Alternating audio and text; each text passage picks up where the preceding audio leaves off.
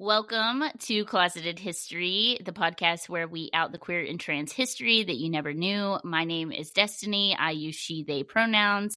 And today I am joined by my good friend Thomas, better known as the LeftistSquidward. And we are going to be talking about 2014's The Imitation Game, the movie starring, what's his name? Benedict Cumberbatch. Starring Benedict Cumberbatch, Keira Knightley, and Matthew Good. We definitely have some thoughts, so excited to talk about the movie with you. Do you want to introduce yourself? Yeah, absolutely. I love the fact that you used the LeftistSquidward. It feels like a title now. But yeah, my TikTok name is LeftistSquidward. I use they, he pronouns. And I primarily do content about Latin American things and leftist things. But I also, on the side, make music, write short stories. It's sort of a whole mess of things. But primarily, I really love looking into, Latin American cultures, whether it's politically or through their arts, and understanding kind of what happened there historically, and also like its significance politically and culturally.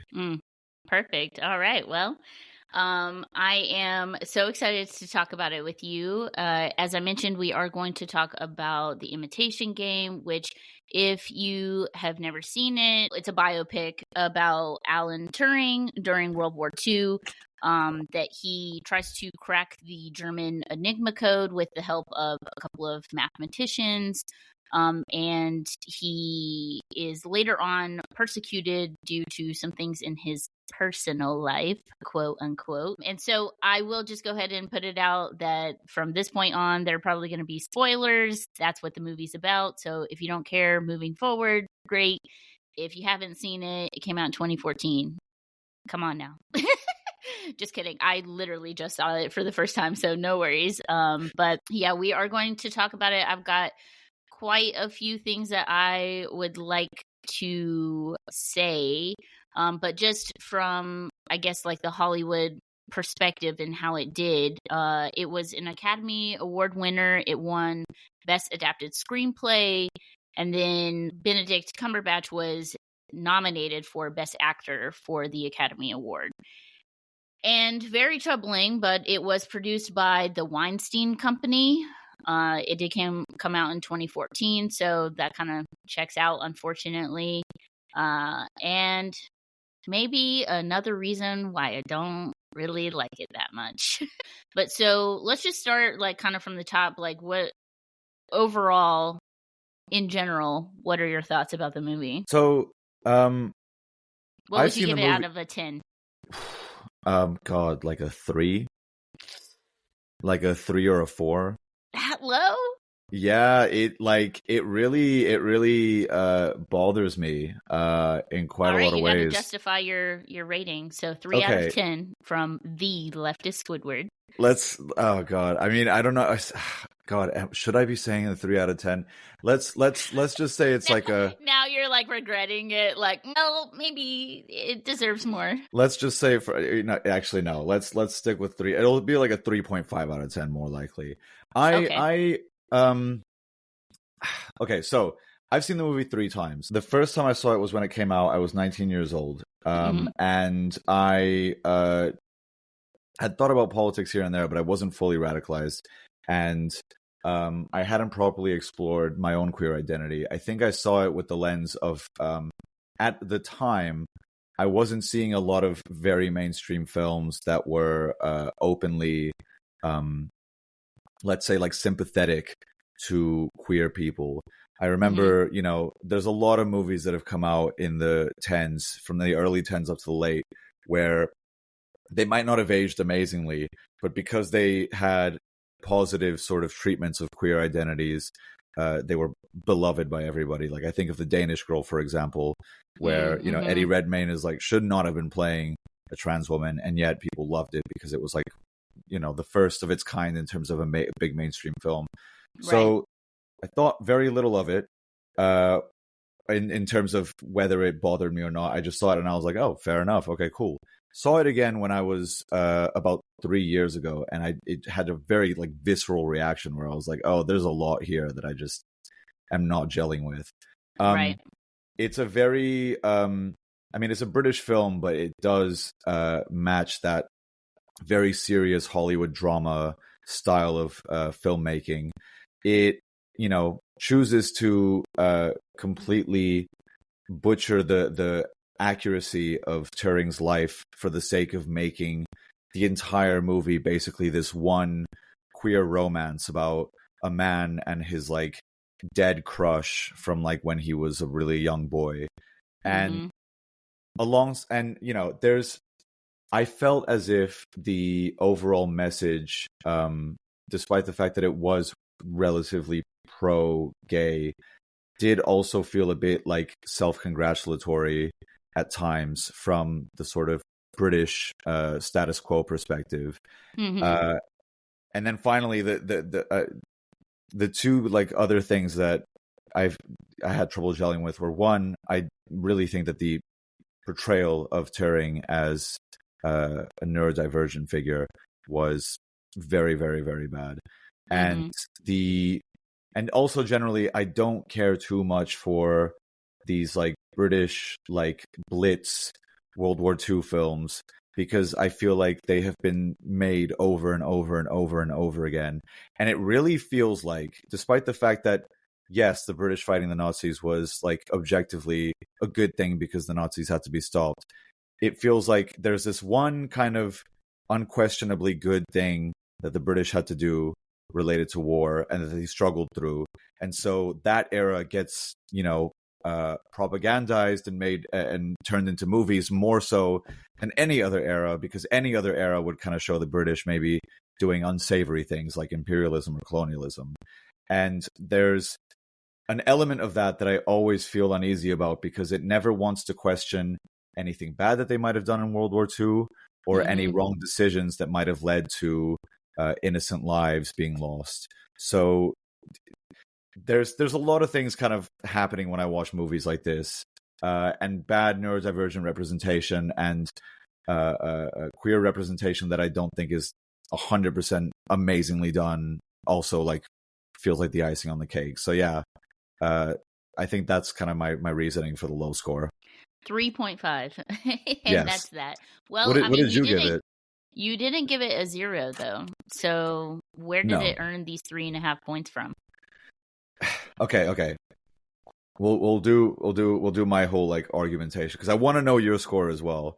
But it's a professionally produced film, and you can I'm trying to be like as like sort of unbiased as possible when I rate these films, even though that's like impossible, obviously.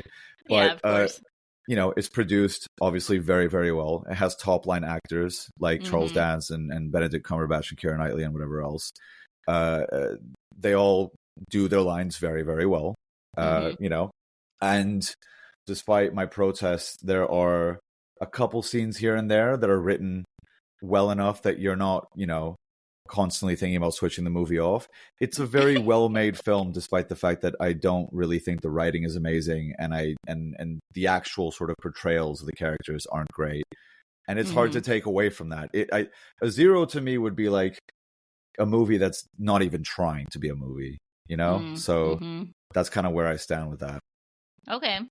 Yeah, there were some elements about the movie that I did like, but I guess they're just like movie elements, you know? Like I really, really love the score. And that composer actually, they've done several other scores that I also like.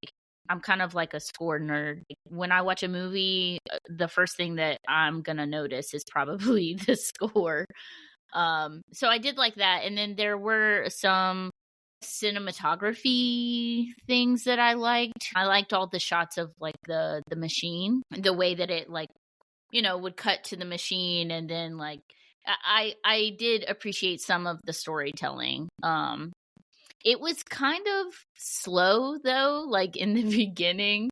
Like I feel like it took a long time to progress to where it was going to get, and then it was like, "Oh, yep, he's gay and he's going to be persecuted for it." Overall, I don't know. It's not a great movie, to be completely honest. I feel like it is okay, but like you said, some of those things that are incredibly problematic. And I don't know that I would even call it queer representation, because I think that that's like almost giving it a little bit too much,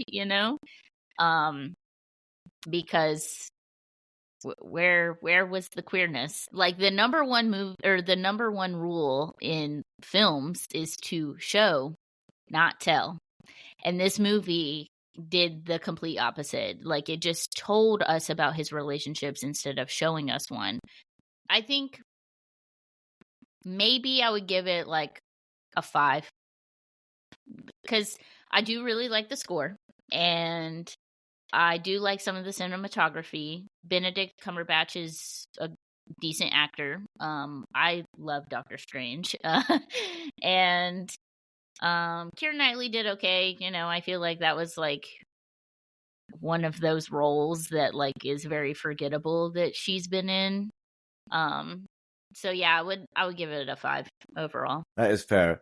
I definitely want to talk about Keira Knightley and Joan Clarke's place in the movie, because there's an interesting sort of faux feminism done there, where they're like, doing like ladies can do it too, and then they never investigate that at all after like they presented. So there's definitely a lot to talk about even in her place, where she doesn't even add that much to the film, but that kind of speaks to how little or how like dirty they do Joan Clarke as a historical figure. Yeah, and I think that honestly, I feel like I kind of have like a hate-love relationship with biopics in general, because frequently you find that this kind of thing happens.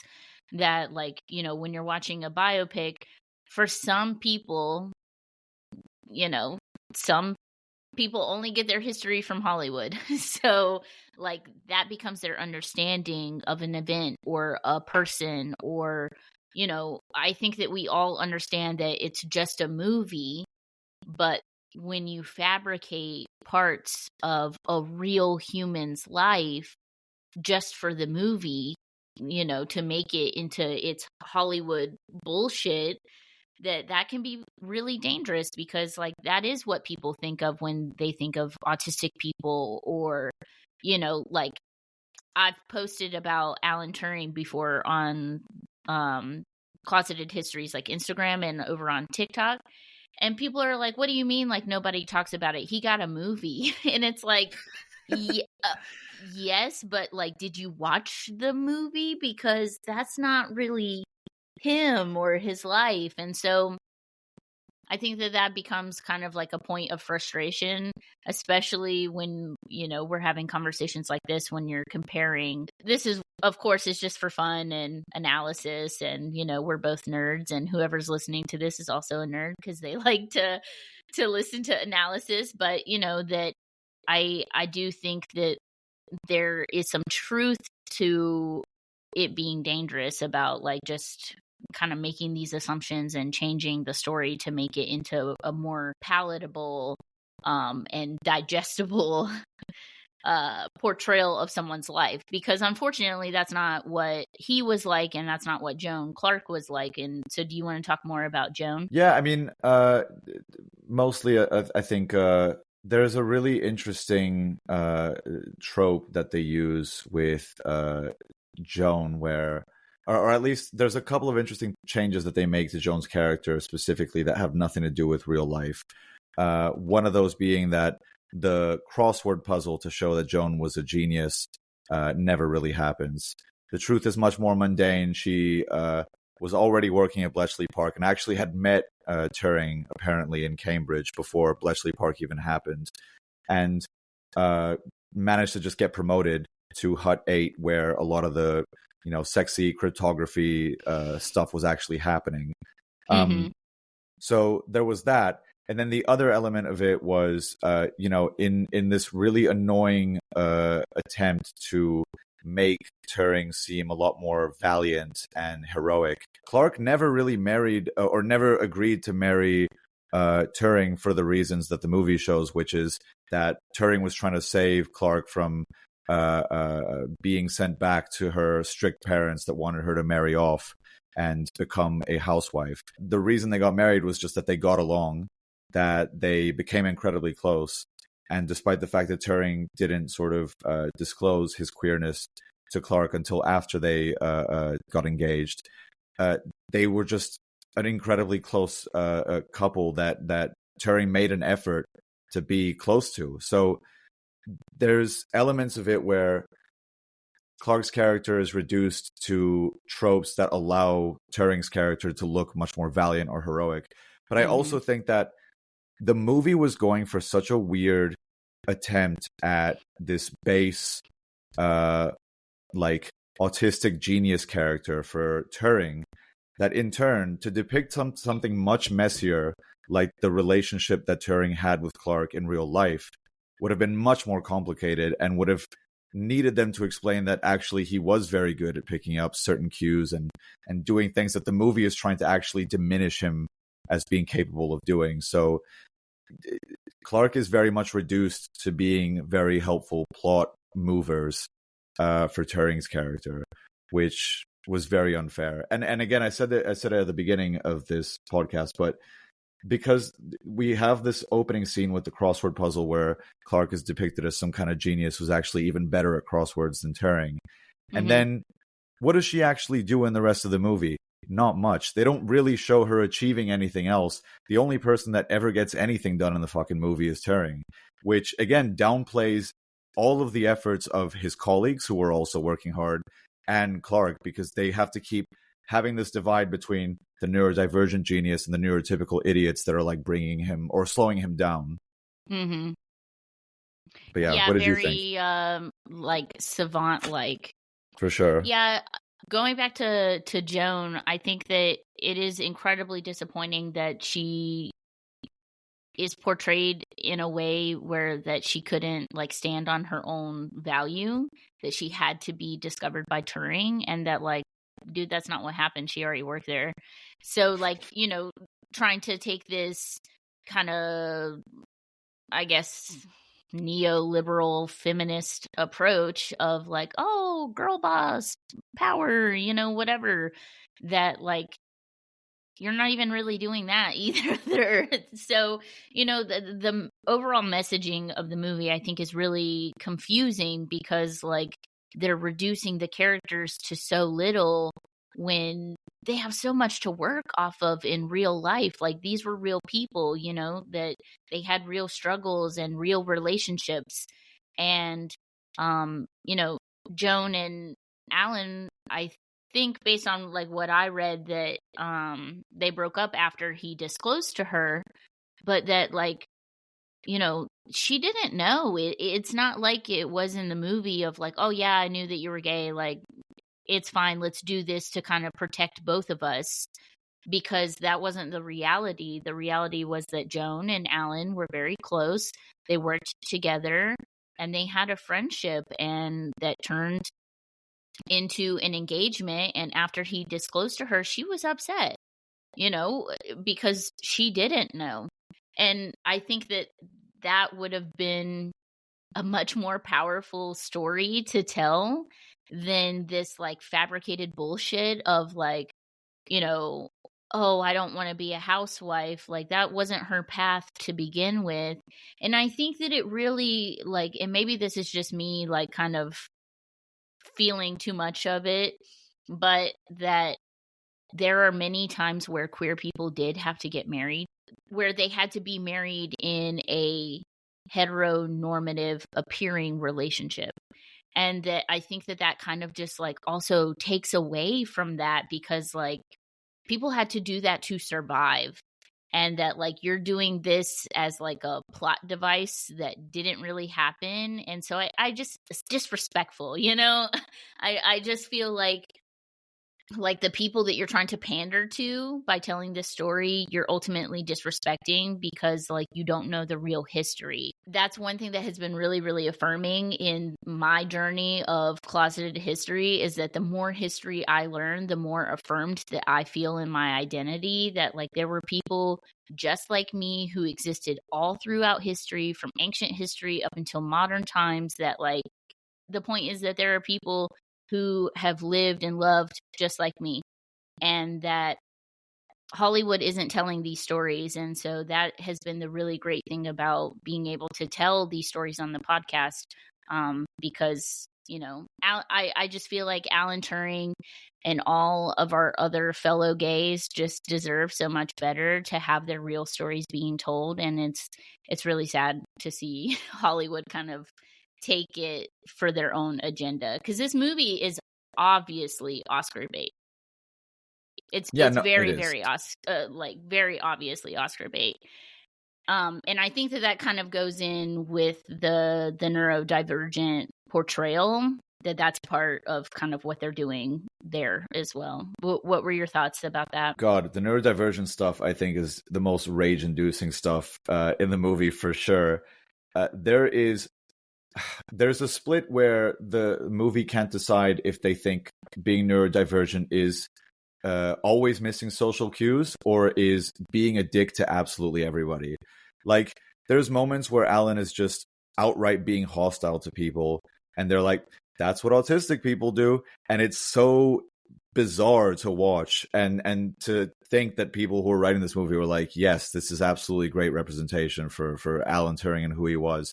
There's also like such condescending writing around the neurodivergent stuff. There's bits where Alan, gets an idea from Matthew Good's character, whose name I forget, but he says like, oh, this isn't an entirely terrible idea. And Keira Knightley's like, I think that's Alan for thank you. Or like, someone says something a lot more straightforward than what Alan says. And then they go, that's what a normal person would have said, by the way, Alan. And it's like, my God, like, do you understand the what you're trying to represent in this movie? Or are you straight up like trying to caricaturize it? Because it doesn't feel like there's any kind of charitable interpretation here that Alan might have actually been neurodivergent. It just feels like done in such a dismissive way. Yeah, I did read like whether he was autistic or not. And of course, at this point, because he's dead and we won't ever know, that whatever we say can only be speculation, which is fine. But that people said that, like, he got along perfectly well and didn't miss the social cues, like how it was portrayed in the movie.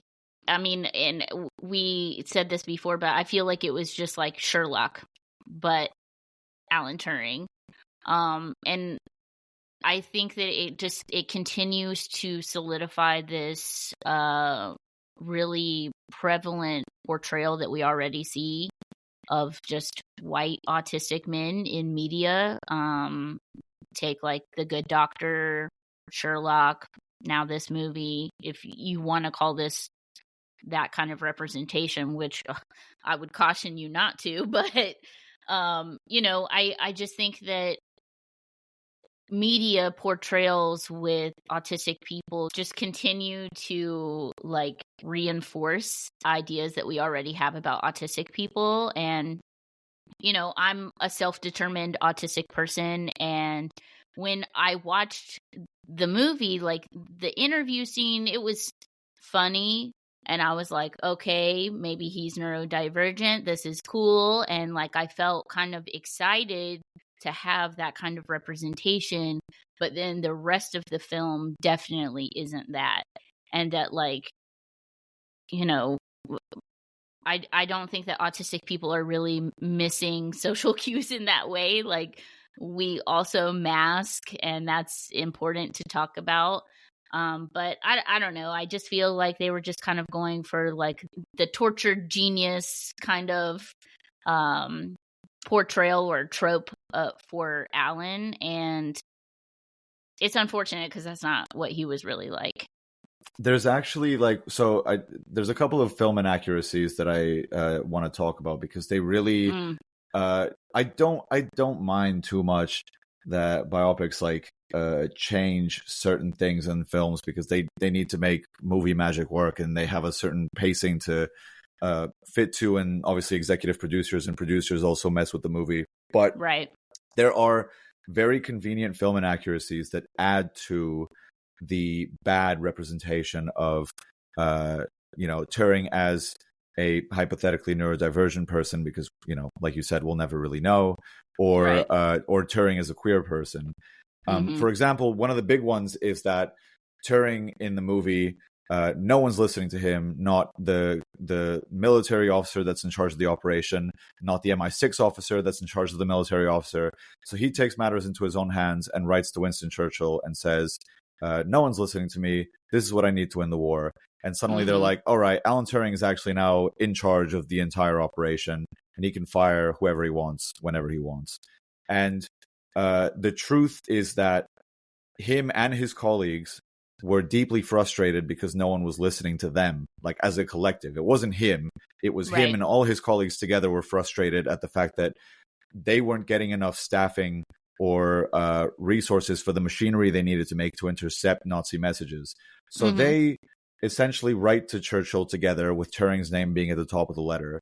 And the cryptographers never heard back from the prime minister, but the prime minister did action essentially more resources coming to them. So they said they never heard back, but from that day, their lives were made like infinitely easier.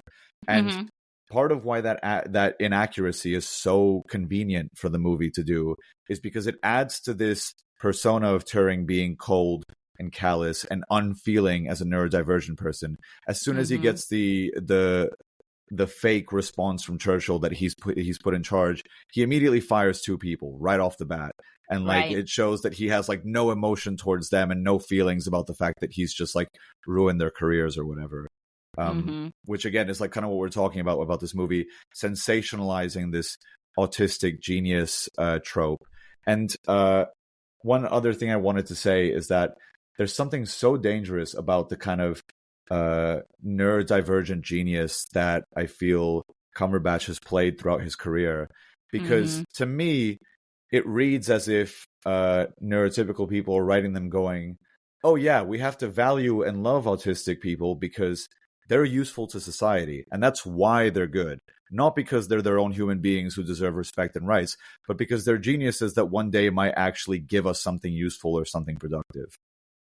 Right, right. And I think that, yeah, that is part of why, like, this portrayal of an autistic person is just, it's terrible. Like, I wouldn't call it representation because, yeah, I mean, it completely ignores the work of his colleagues. And while, yes, okay, it's supposed to be about Turing and, this movie has to be sensationalized for Hollywood, whatever, but that I think that it does send a different message about neurodivergent people and their capacity for relationships, and that's how we continue the stigma, or we make assumptions, or we are prejudiced towards people because of certain ideas that are prevalent in our society. And that's it right there.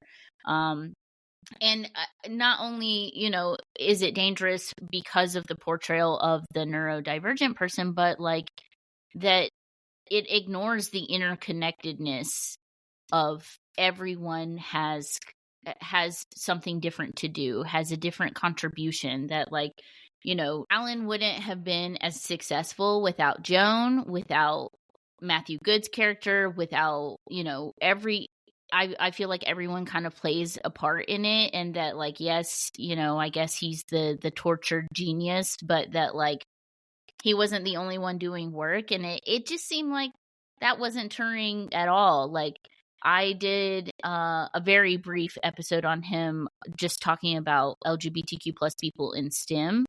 And so I mentioned him in the podcast, and that like he seemed like he was very friendly, and like he had good relationships with his colleagues, and that the work that he was doing with his team was very important.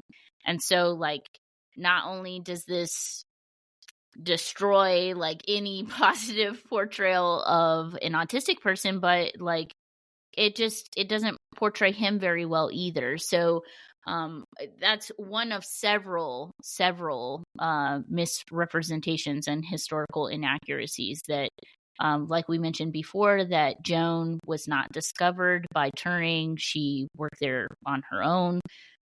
Imagine that, she had her own accomplishments. And then So I guess like a really big historical inaccuracy was the whole like chemical castration thing. Like I mentioned before, it was really disappointing that like they took all of this time to kind of lead up to, okay, we got to break the enigma and we're building this machine. But then simultaneously, they have this like fake detective telling this like bullshit story when like they could have just actually told the story, because there was a trial and everything. Like, you know, he was prosecuted through the full extent of the law. Like, you know, it wasn't just like, oh yeah, they found out that I was gay and so now I have to take this stuff. Like, you know, he was put on trial and it was very public. And then ultimately he did have the decision whether he could endure chemical castration or he could be sent to prison. And in the end, like it kind of shows him like tremoring a little bit and that like it impacted his work, but that I read that none of that was really true, that like he just like he wasn't impacted physically in that way by the medication, that it didn't like cause any tremors or anything like that. And then it did mention at the end of the movie that he unalived himself, and that there have been like some, I guess, speculations about whether that's really true or not. And like I think I read one time that like his mom looked into it because she thought that he was poisoned, because apparently there was like arsenic on the apple that he ate, and like whether he administered that or that was done by another person. I mean, I think that it's perfectly reasonable to speculate whether someone would want to harm him given his government clearance, given the information that he knew, given his sexuality, especially at that time.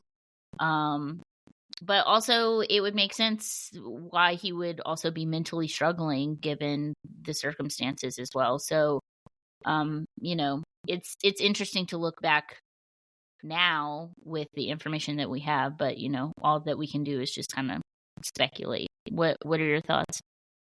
I think that so the fake cop thing is one of two really big inaccuracies that I want to touch on, and I'm glad that you brought it up. Yeah. I definitely agree that they could have just told the story straight, and it would have been a much better way of actually showing how unbelievably unjust and unfair and cruel the system was to Turing.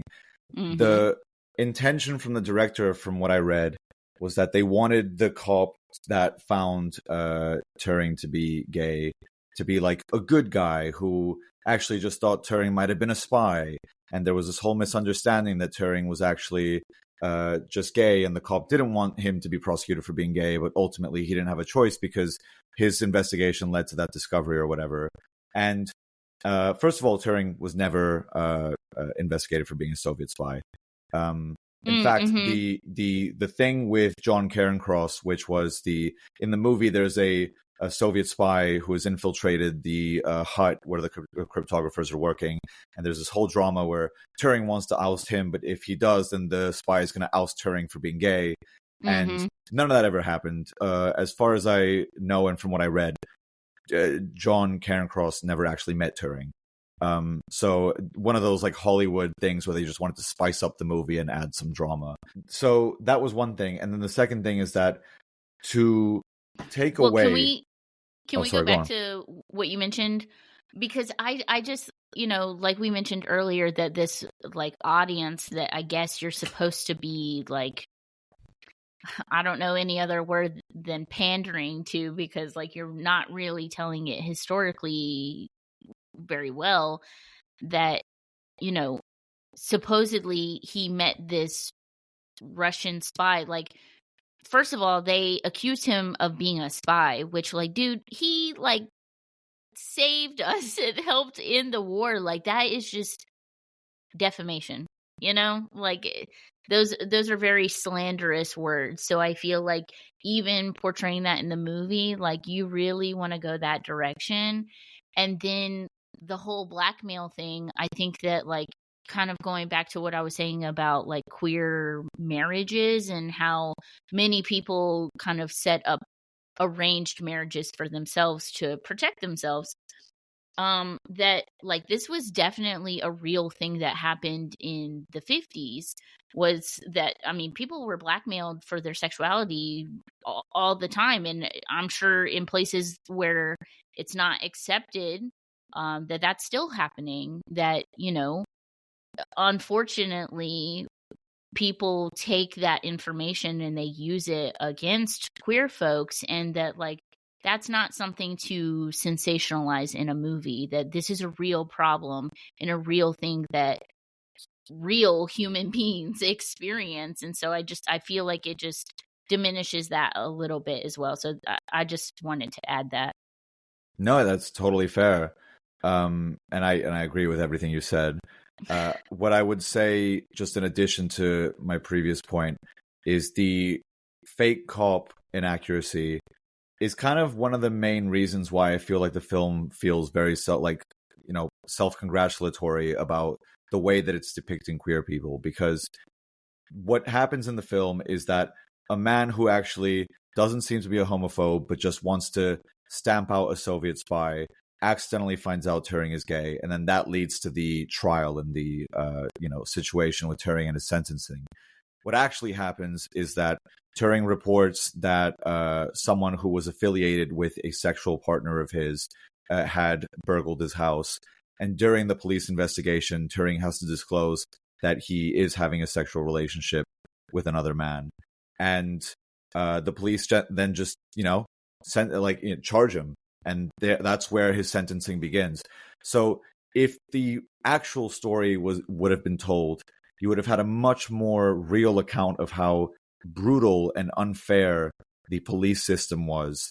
Whereas in this version of the story, it seems as if, like, the law just happens against everybody's will, and actually the police were like good guys that didn't want to, didn't want to charge Turing. Like the guy who catches him, who also played by Rory Kinnear, who is a great actor, and kind of sucks that he had to play this one character, but he catches Turing. They find out that it's because he's gay, that's why he's like kind of doing shifty things, and he goes like, I didn't want that to happen. I was just trying to stamp out a spy. That sucks. Like, it's such a fake, fantastical idea that Britain was so much more progressive, and it's just its laws, unfortunately, that no one knows where they came from. But the people that lived under them were actually so peaceful and tolerant. Like, it makes no sense, So that's definitely something that pissed me off. Oh yeah, yeah. Well, and because it very blatantly and purposefully ignores the continued state-issued violence against queer folks by the carceral system and the justice system, that, like, yeah, they are shitty laws, but because, like, y'all keep enforcing them, and, like, I think sodomy laws were a thing in the UK, and you can correct me, I think until like 1967 is when it was finally, like, some of the sodomy laws were finally overturned. And so it's like, yeah, these are your laws that you're responsible for. So I think that happens a lot in movies that I guess are very politically motivated or have some sort of like marginalized community being portrayed, that there is a tendency to typically ignore the systematic and systemic issues that exist for said marginalized community, and that it's always taken back to an individual level, that, like, oh, that cop wasn't homophobic, he didn't want this to happen. Like, first of all, the likelihood that that's true is pretty slim, because he's a cop in 1950s, 1940s time era. So, it feels very unlikely. And even if that particular person didn't feel that way, speaking out in a group would probably not be common. That, like, you know, the way that his mates were talking was probably how other queer people were being referred to. And we're seeing this clash with the police state, and that, like, they're not going to let that be present in this movie. I think that happens in a lot of movies where there are marginalized communities being portrayed, because it's just ignoring things and putting it back onto an individual level so that you can say, oh, I'm a good person, I'm not going to do that, so this seems pretty unlikely.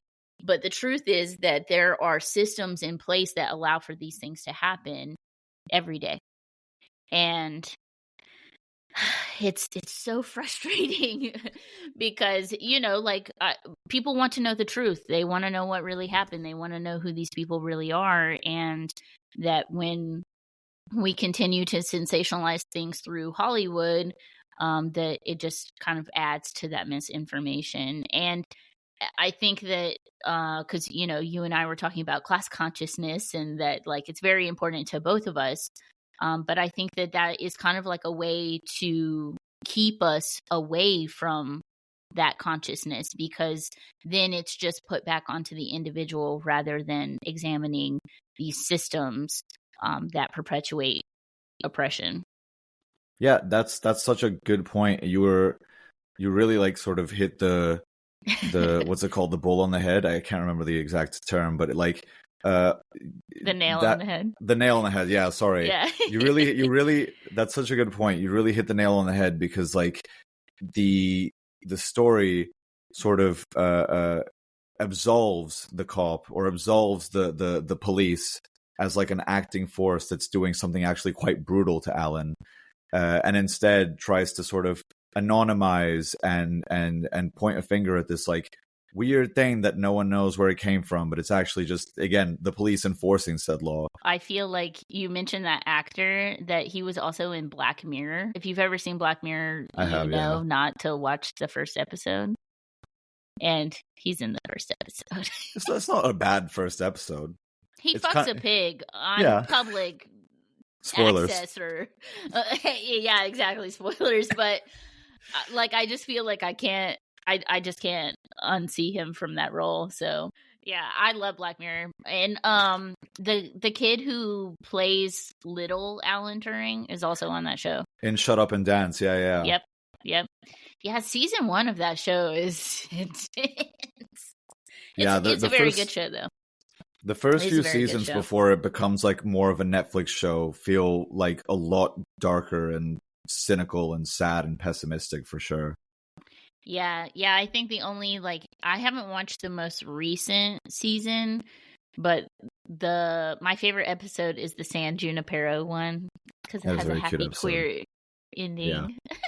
I love it. And I also like the episode where, like, the wife cheats on him. And yes, yeah, I think is that called The Entire History of You?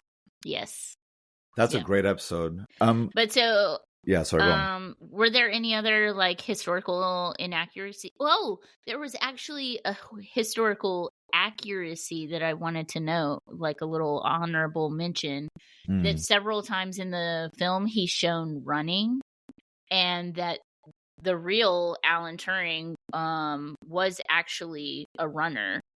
He was a long distance runner, and often would use that as, like, a way to kind of cope. And I thought that was really cool that they included that, even though they didn't, like, you know, say anything, but for nerds like me and you who look it up after. Well, the shots of him running were actually candid shots of Benedict Cumberbatch trying to escape the film set, but they kept catching him and forcing him to make the film. They were like, nope, you're not getting away from this one. Yeah. But, another movie that makes me look like a tortured genius. Oh, fine. Yeah. I did appreciate that, and it was interesting to see them put that in and kind of use there was something kind of nice about them using that as, like, a psychological thing, where it's like that was him both kind of running from his problems, but also trying to exercise the demons of, like, the stresses he was having about the war, and and his identity and hiding it and all that stuff. That was really interesting.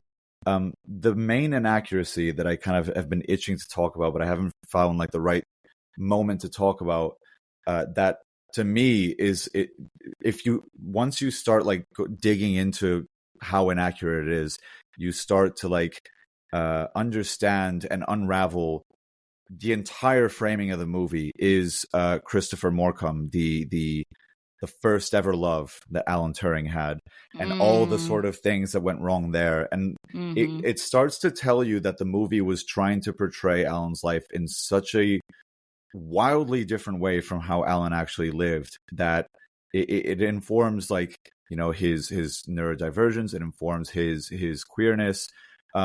Christopher was not as interested in Alan as the movie shows him to be. In school, which is where they met until Christopher unfortunately died of tuberculosis. In school, what actually happened was that Christopher was quite passive towards Alan, and they didn't actually trade secrets about cryptography and codes to each other. They mostly just talked about maths and chemistry. The thing where Alan builds the first big Nazi code cracking machine and calls it Christopher is a complete fabrication. And why that to me is maybe the most significant lie told in the film is that it completely warps the idea of why it is that we should be sentimentally sympathetic towards gay people at all, as per the film's messaging. Alan calls the machine Christopher, and then goes on to essentially like stick with Christopher. And even after the war, he's now transported Christopher back to his house. And the way he's depicted after the war is that he's not really doing anything other than just obsessing over Christopher. Right. Alan wasn't like that. After the war, not only was he still working as a consultant for different sort of government communications programs, but he also was doing work in mathematical biology, and released actually one of his most famous works was entirely based in mathematical biology and patterns.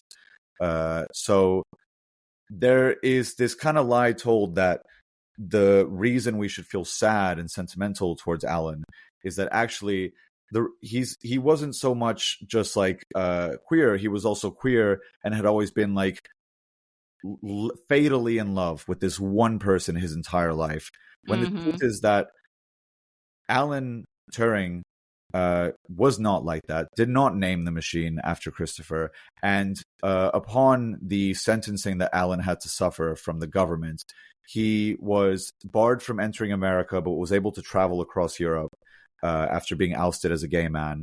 And he met another man in Norway that he developed a bit of a relationship with, but they were never able to meet up again because the government intervened on their like letters and postcards to each other, to the point where they weren't able to see each other because they were able to intercept messages that were meant to go to each other about where they should be meeting up.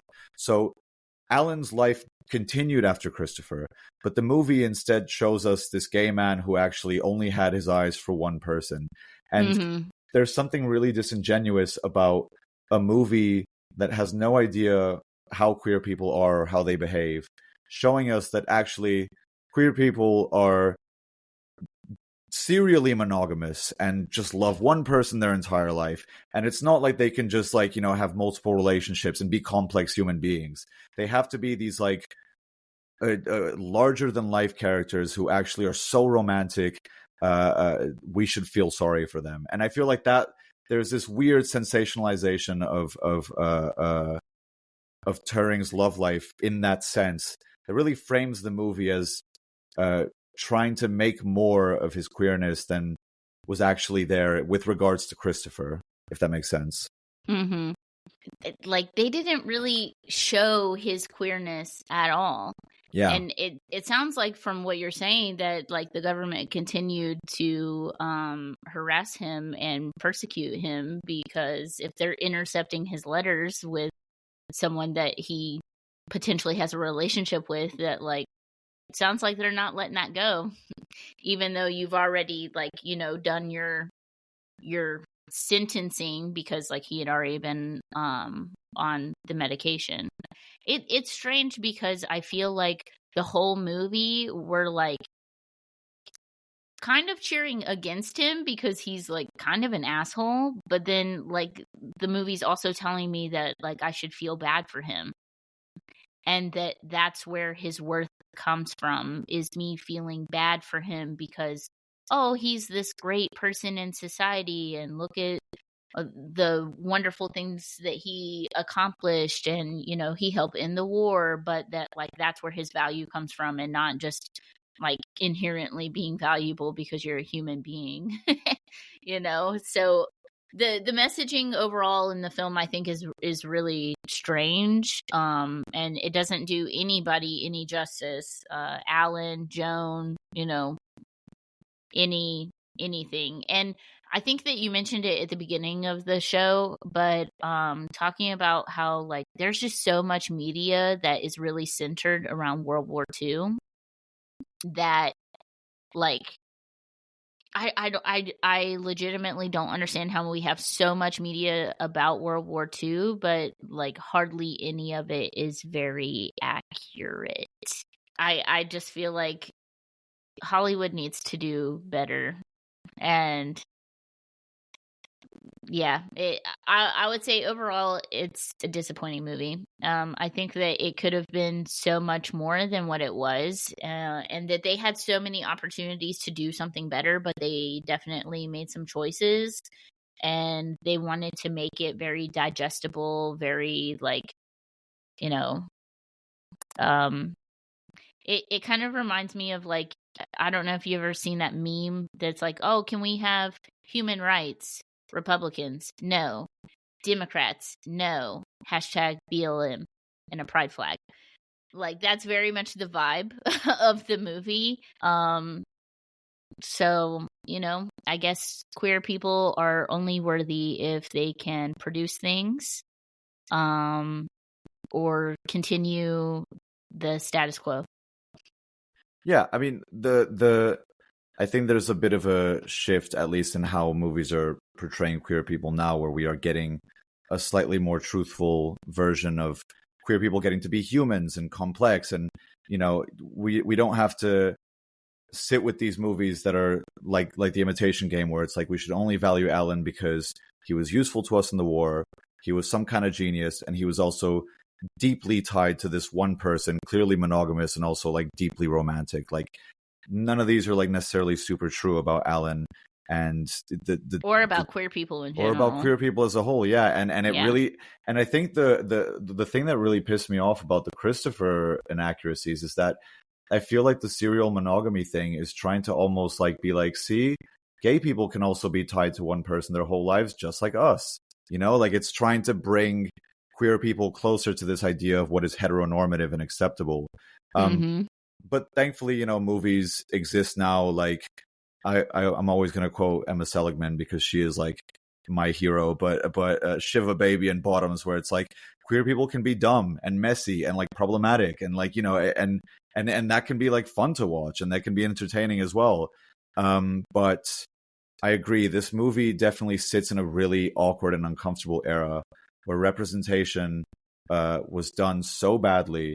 But at the time, people didn't know any better, or at least the elites that gave out awards didn't know any better, to the point where, you know, anytime anything was done in a very shoddy way like this, or the Danish Girl, or the Green Book, it would just make it in the Oscars, you know? And it's a shame. I'm glad that we are slowly moving away from this era of filmmaking.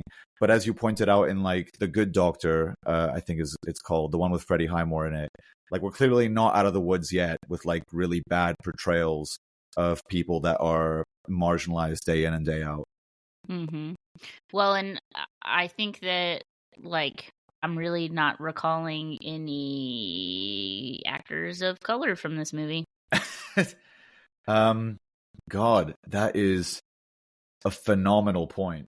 I can't think of a single fucking, like, I mean, if there were, they weren't given in a significant enough part that like there's anything memorable about them, which fucking sucks. you know? Well, and that's kind of going back to my point that I was making earlier, that like, how do we have so much World War II propaganda and media, and none of it is accurate? Like, I don't know if have you ever seen A League of Their Own, the TV show?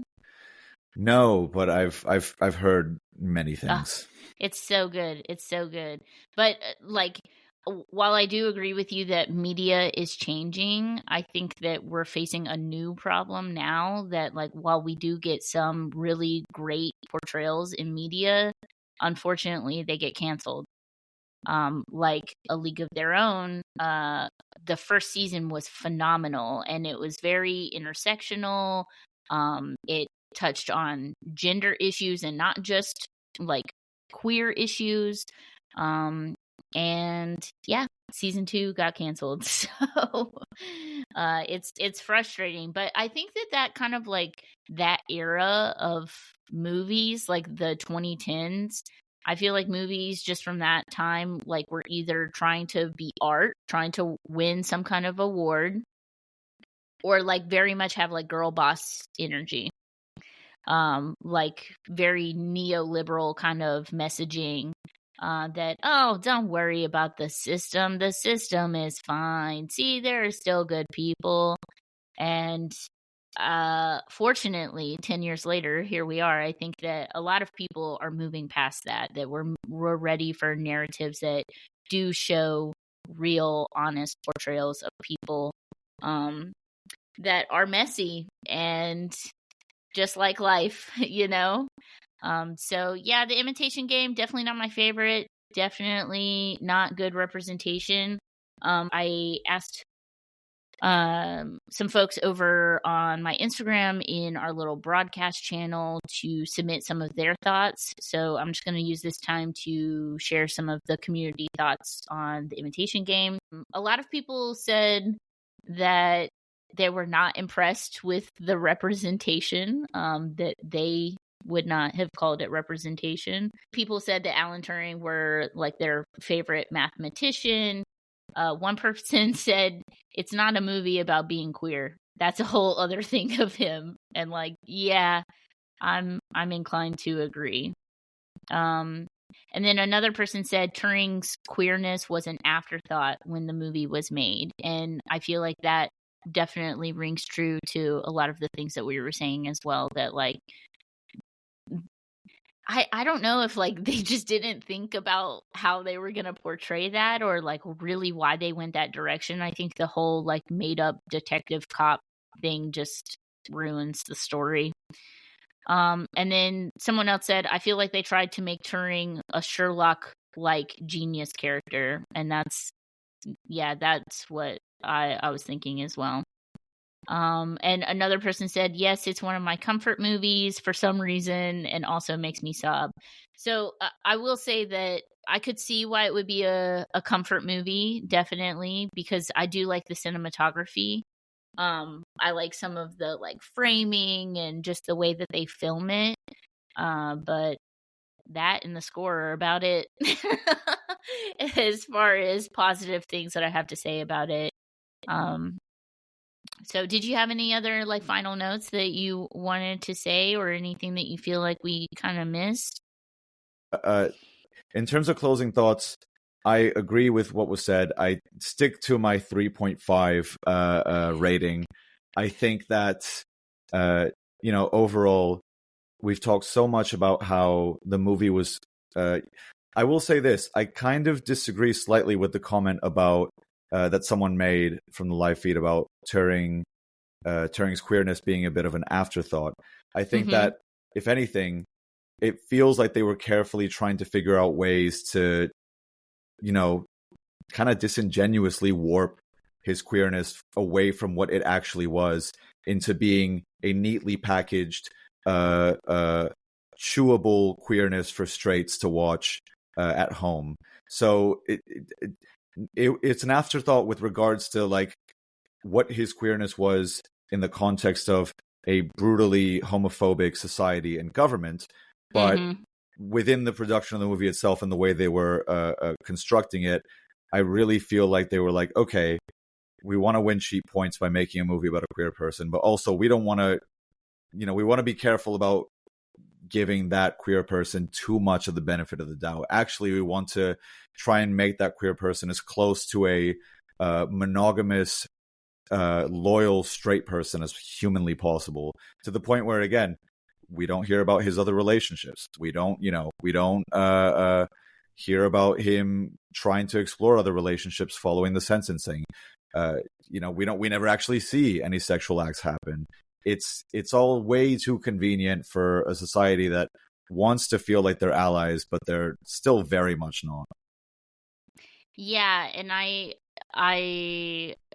completely agree. I feel like, yeah, they definitely try to make it more palatable, and kind of to go back what I was saying about race, that like there are no people of color in the movie, and that what is palatable in our society, and not that I'm saying that this is okay, because obviously it's not, but what is palatable in our society is white gay men.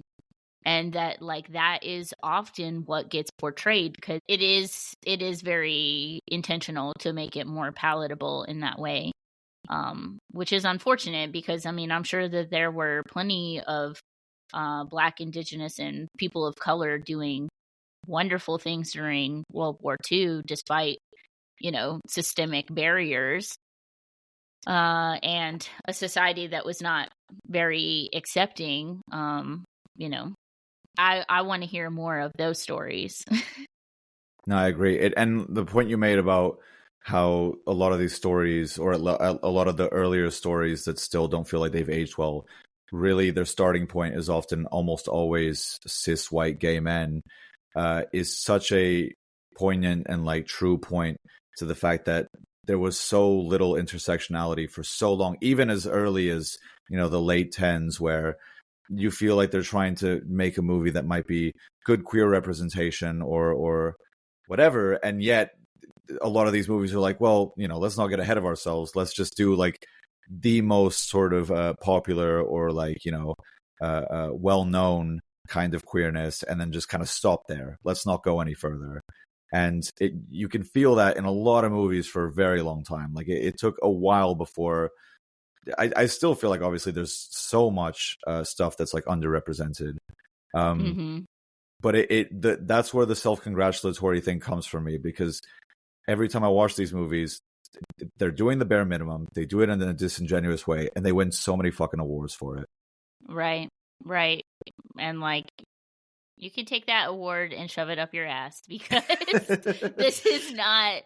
I mean, it's sad, because I feel like queer people get so little representation in the media, and then like the very little representation that we do get, there is just so much whitewashing, de-radicalizing, that it's not an accurate story either. And then sadly, a lot of times Hollywood would kind of employ some of these very stereotypical tropes, and call that representation rather than telling the real story.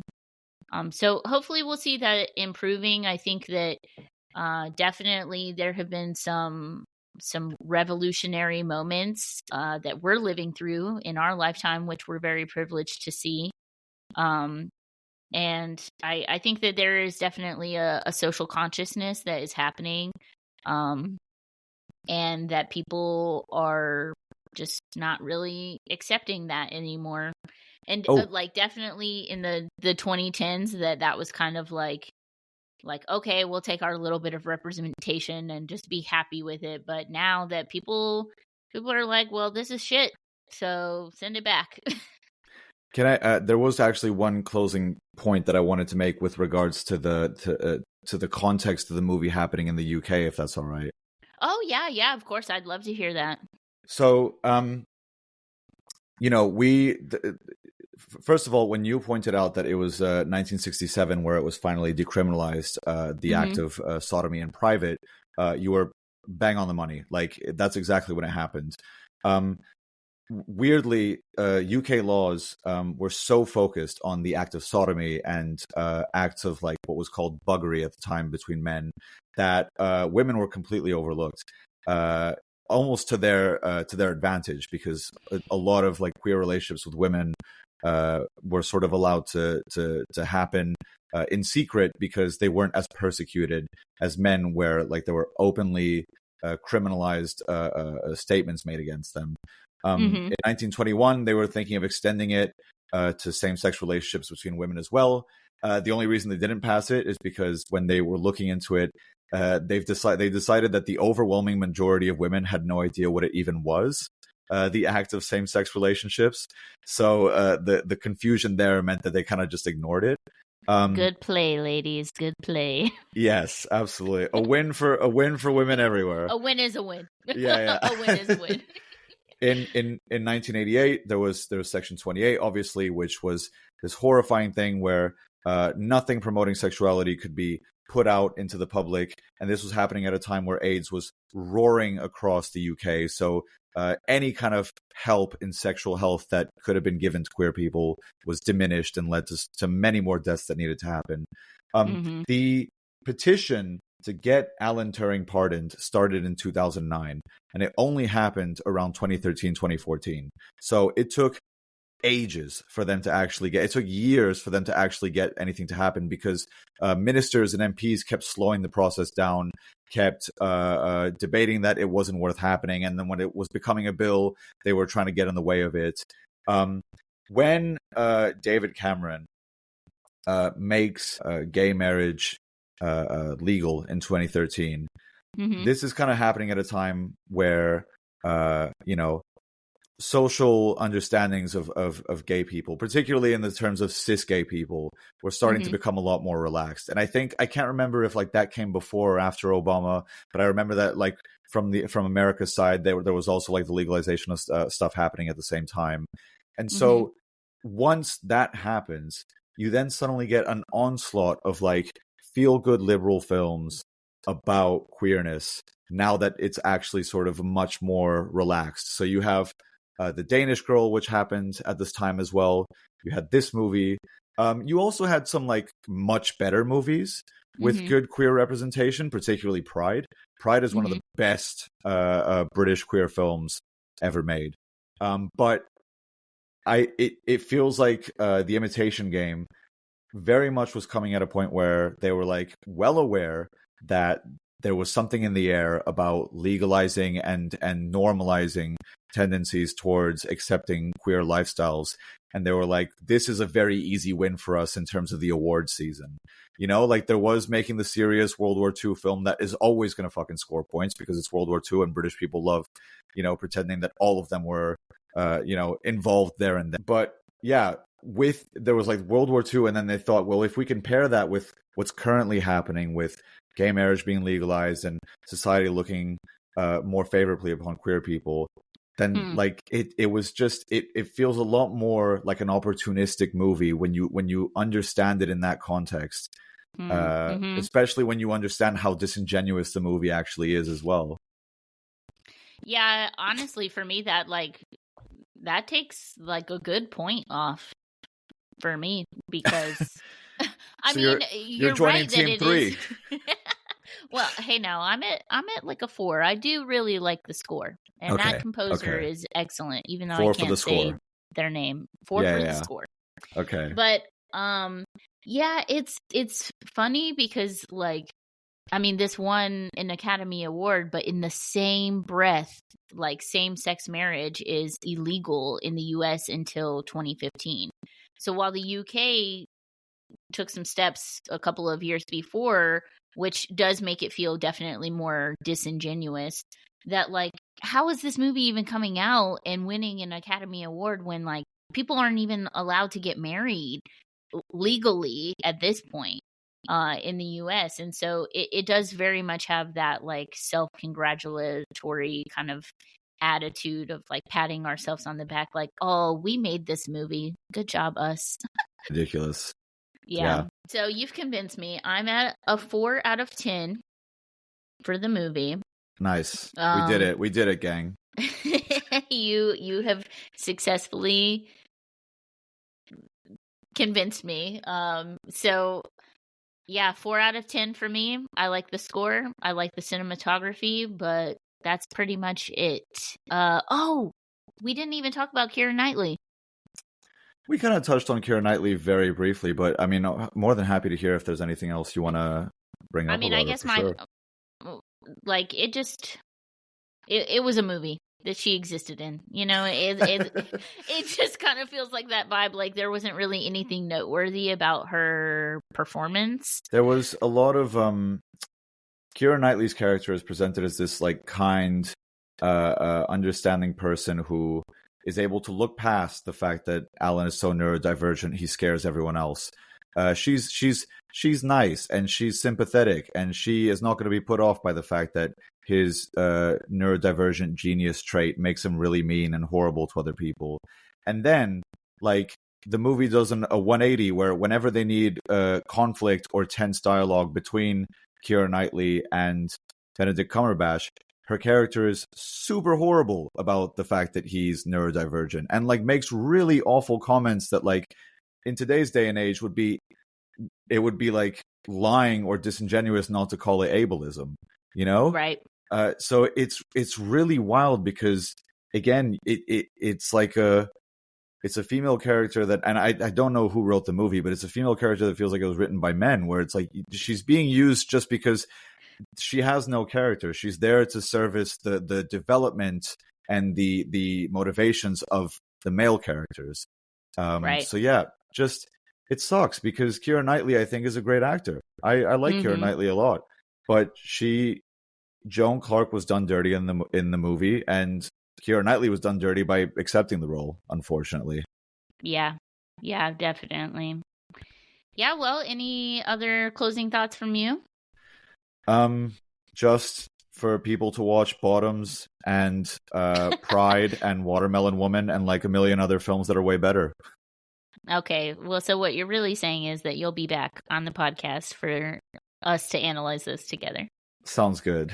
All right, excellent. Well, do you want to tell the good folks where they can find you if they're interested in finding some of your content?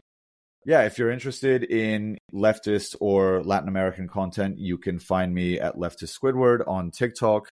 I am generally found there. My link tree is also available in my bio there, where you'll find my music, or my writing, or the Spotify playlist that I'm growing of loads of people's Latin American music recommendations.